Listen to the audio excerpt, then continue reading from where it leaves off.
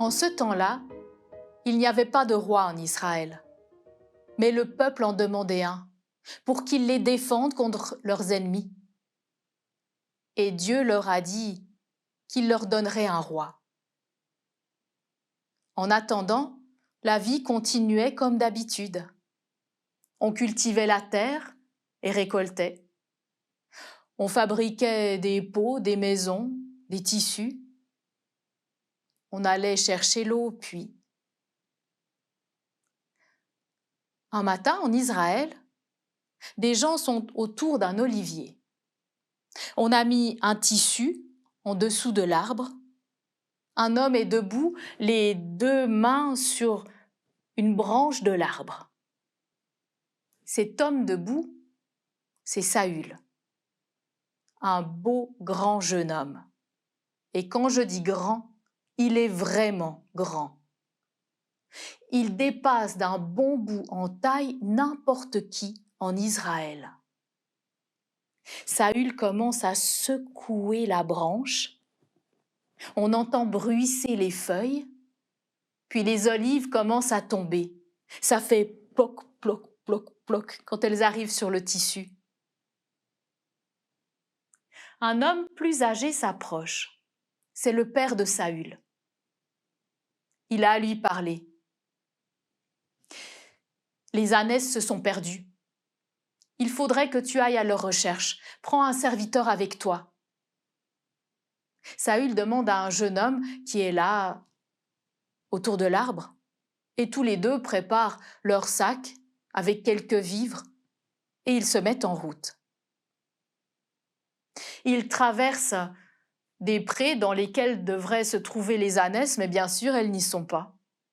Ils montent une montagne, pas de traces des ânesses. Ils descendent de l'autre côté, traversent une plaine. Ils ne trouvent pas les ânesses. Ils cherchent d'un côté et de l'autre, pas d'ânesses. Au bout de 3 jours, Saül dit au serviteur « On va rentrer, mon père va s'inquiéter pour nous. » Mais le serviteur dit « Attends, dans la ville juste là, il y a un homme de Dieu qui a une grande réputation. On pourrait aller lui demander, peut-être qu'il saura où il faut qu'on aille chercher. » C'est une bonne idée. Mais si on pose une question à un homme de Dieu, il faut lui donner un cadeau et ils n'ont plus aucun vivre qu'ils ont pris à la maison. Tout est fini. Le serviteur a encore une petite pièce d'argent. Alors c'est avec ça qu'ils le payeront. Ils montent donc le chemin qui mène à la ville. Quand ils passent à côté du puits, des jeunes filles arrivent pour chercher de l'eau au puits.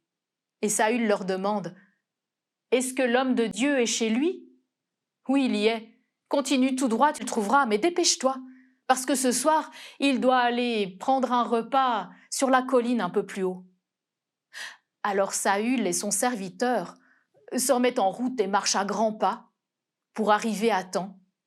Ils entrent dans la ville, remontent la rue, et quand ils arrivent sur la place au milieu de la ville, ils voient un homme âgé qui est en train de sortir de chez lui. Saül demande à l'homme « Peux-tu me dire où est la maison de l'homme de Dieu ?» Et l'homme lui répond « Je suis l'homme de Dieu. Viens avec moi. Toi et ton serviteur, vous allez souper avec nous sur la colline. » On dirait que l'homme de Dieu, il n'est pas surpris de le voir, et même qu'il l'attendait.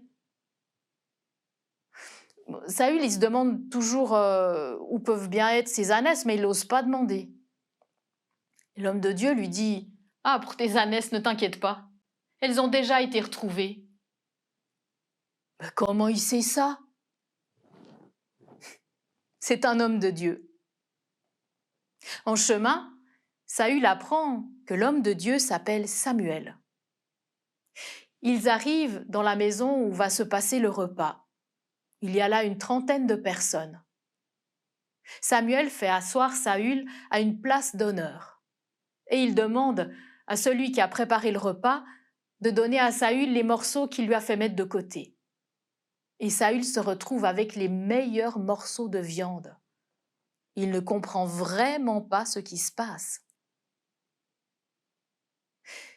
Il mange là, dorment chez Samuel, et le lendemain matin, Samuel accompagne Saül et son serviteur.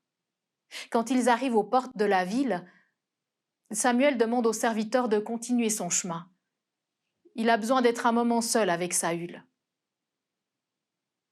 Et quand il se retrouve seul en face de Saül, Samuel verse de l'huile dans sa main et la met sur la tête de Saül. Il lui dit « Le Seigneur t'a fait chef de son peuple. » Saül est complètement éberlué. « Il te faudra des preuves, alors écoute-moi. Tu vas rentrer dans la ville où se trouve la maison de ton père. Quand tu vas passer à côté de la tombe de Rachel, il y aura des hommes, 2, qui te diront que les ânesses sont retrouvées. Tu continueras ton chemin. Quand tu passeras à côté d'un chêne, tu rencontreras 3 hommes qui ont 3 chevreaux, 3 pains et du vin. Ils te donneront 2 pains. Tu continueras ton chemin et arriveras à la ville où se trouve la maison de ton père. Là, tu verras des prophètes descendre la rue, en train de prier, chanter et danser. Alors ce sera plus fort que toi.